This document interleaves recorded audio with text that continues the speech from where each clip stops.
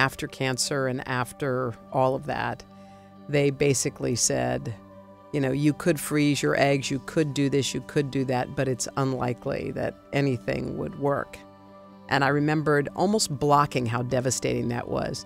And at the time, I was going through a separation that would lead to a divorce, and it was like horrible things were happening at the same time. And I kept thinking, this is an avalanche of pain. Like, how does anyone deal with this? I talked to myself and I said, you have so many blessings in your life. Here's something you don't get.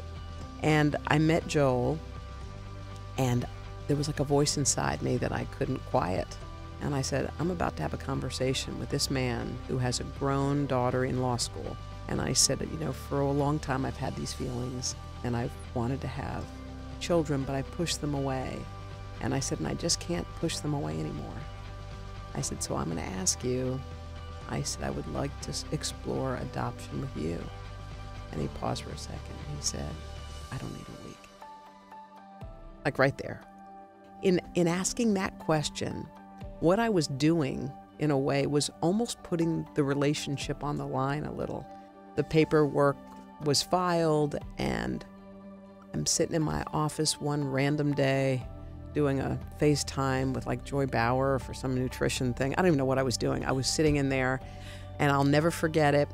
On my phone, the woman from the adoption agency's name was Ashley.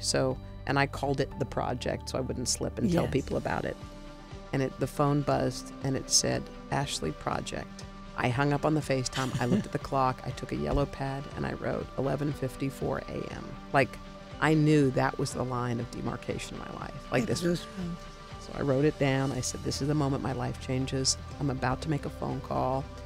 I dialed the phone and she said, she's here.